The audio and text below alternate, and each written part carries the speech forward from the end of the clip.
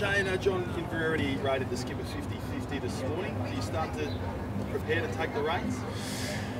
Oh, not yet, no. 50-50 still. Well, Michael's going to be doing everything he can to be fit for this Test match. There's no doubt it's a big occasion for everyone, and no doubt Michael, as a captain as well as the quality of player, he's obviously going to be doing everything he can, and we all want him to be able to be fit to play as well. So, yeah, at this point in time, I'm certainly just thinking about just getting myself right to be able to play, and then we'll see what happens over the next few days.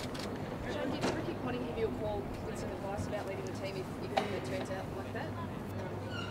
No. Well, you said, well, you were saying the other day that it's important that you don't think too much about it. Yeah.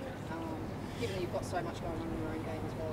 Yeah, look, Ricky's he has been an amazing influence on my career, and there's no doubt that he has taught me a lot of very good lessons about the game of cricket, but also leadership as well. So there's no doubt that a lot of those things that he's always talked to me about, when I did lead the team last summer, about just trying to just not think about things too much and just let your gut instinct sort of let your decisions or make the decisions for you, really, so you don't think about things too much. So, because I know I've got a little bit on my plate, so yeah, as I said, I'll make sure that I'm nice and planned if that opportunity does come around. But as I said, Ricky Ponting's given me a lot of very good advice in the past, so I'm sure that'll come out if that opportunity arises.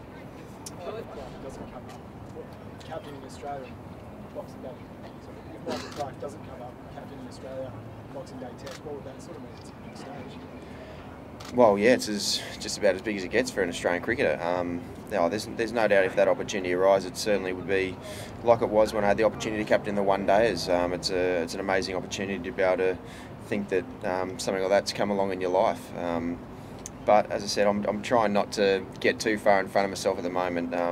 In the end, I know Michael will be doing everything he possibly can to be able to get right for this Test match.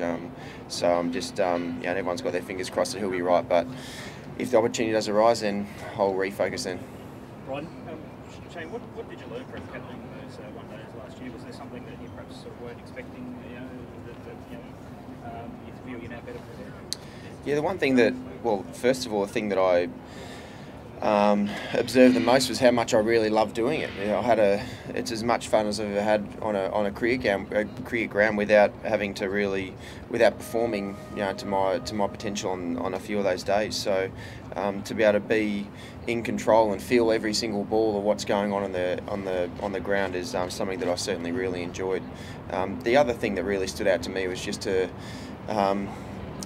trust my gut instinct, and that was something that until you actually captain a side, you don't really realise the intuition that you've sort of developed over those 10 or 11 years of playing first class and cricket, and also being around some of the best players that ever played cricket for Australia. So it's one thing that I did realise, the intuition really does come to the fore, and you're able to sort of do things, I suppose, tactically in that you didn't think you had inside of you. Shane, do you think Sri Lanka hasn't played a test in MCG for a long time? Do you think it's an advantage for Australians? Oh, look, I think in the end, Sri Lanka have played a lot of cricket in Australia. So whether it's MCG or any other ground around Australia, I think they're very, very well equipped to have a very good Test match. I think they beat us here in the one-day series last year and a couple of years before that as well. So they certainly know their MCG well enough to be able to beat us in the one-day format. So I'm sure that for their preparation leading the Test match, they'll know exactly what it takes to beat us. Rory? Shane, you say you've got a lot on your plate. How are you feeling heading into the game just personally from a playing perspective? Look, I suppose for me, to be able to get through the amount of overs that I did in the last Test match is something that really, to be totally honest, is something I never ever dreamed of really being able to be able to get through that many overs without having a setback during the game. So for me, that was a big accomplishment. But from the batting perspective, I know I've got to score more runs than what I have. Batting at number 4, I know it's a very important role within the team, and I haven't been able to score the runs that I really want at the moment. So hopefully my fortunes can change. On Boxing Day, I certainly do enjoy playing here at the MCG. It's an amazing ground to be able to play, and I've had a fair bit of success here as well. So hopefully that'll kick into gear starting Boxing Day. Well, how's the body after such a bowling workload? Is there any lingering injury? Well, there's general niggles anyway when you're playing and bowling that much. But no, my body's pulled up really well so far from the amount of bowling. So to be able to get through that many overs is something that I've been thinking about for the last probably 6 months, even to have and more so dreaming, to be honest, that I'd be able to contribute to an Australian Test bowling side of things with that amount of overs and that workload. So it's in the end I've pulled up really well from it, but it's something that I always wished I was able to contribute at some time when the team needed it, and unfortunately for Ben Hilfenhaus, he went down injured, but it meant that it gave me an opportunity to see if my body can handle that sort of thing, and so far it has. Andrew? You were batting pretty well in September, October 2020 before you got injured. How much of an impact do you think that injury has hampered your batting, especially in the Test?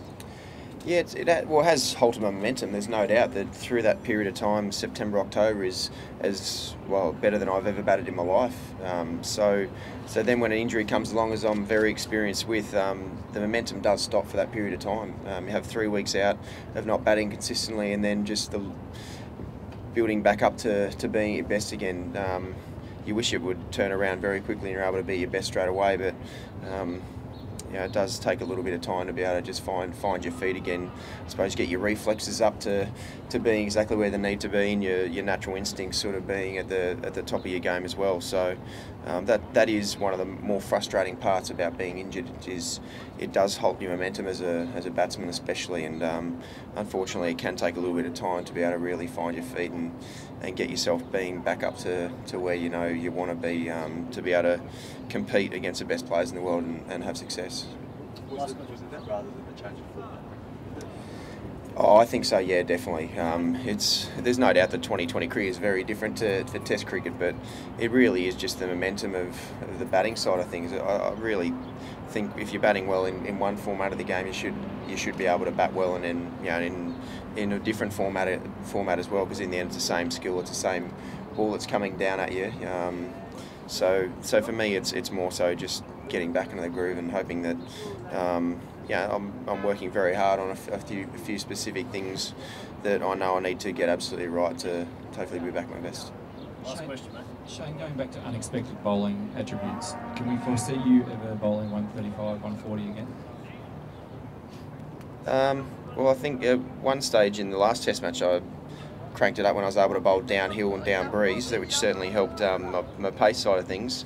But it's more so just finding a specific time in the game when the game really warrants you to really crank it up. I know that in the past my body doesn't hold together trying to bowl at full capacity every single ball, and there's no doubt that that was one of my issues when I was younger, as I was trying to bowl 190 k's an hour every single ball, and in the end my body couldn't handle it. So it's more so at a time in a game when you know you need to crank it up to really make a difference in the game, and my body can handle that well. It's just if I'm trying to do that every single time I bowl, it makes it a bit more difficult to be able to handle the workloads that I might have to bowl. Thanks. After that first Test, Well, yeah, obviously disappointed with the way the result turned out in the first Test, but the team showed a lot of fight, and I think that was heartening. But it is pretty obvious that in the first innings we fell about 100 runs short of where we should have been, and those are things that you have to learn from and learn quickly. So, a Boxing Day Test match is an exciting, day to play on. It's an exciting event. Packed house, so I'm sure the guys will lift from where they were in the first Test to hopefully do better in this one. Has there been any regret over the years that, despite having the distinguished career that you haven't had a chance to play a Test match on the MCG until now? Well, I don't think that decision was purely up to me. I think it's the FTP individual boards recognizing which teams have more value on a Boxing Day. I think if you ask any board, they probably have India over on Boxing Day and sell all 5 days out. So I think there's a lot more than cricket that dictates who plays on the 26th in Australia. So at least now, yes, it's pretty good that we are all here playing a Boxing Day Test match. But the opportunity is there. It's really what you do with it that counts. Kumar, you're likely to get great crowd support at the MCG. How much of a boost will that be compared to Hobart? Well, I think, Melbourne and Sydney has always traditionally been almost like home games for us. I think it will affect the mentality of the side when they see such a lot of support in a foreign country, and I think that kind of atmosphere will help us lift. But at the same time, I think it's pretty important not to get carried away by the occasion, by emotions. I think when you play cricket, you've got to be pretty calculated, pretty rational in everything that you do. So enjoy the atmosphere, yes, but keep both feet on the ground and both eyes on the ball. Kumar, you're on 30 Test centuries at the moment. 10,000 runs isn't far away. Are there sort of personal milestones that you're sort of looking for? Yeah, if you're a batsman, I think 10,000 runs is that separation between a few of the batsmen who'll probably be remembered a bit more than the rest. It's pretty good to be almost there. So hopefully beyond 10,000 as well.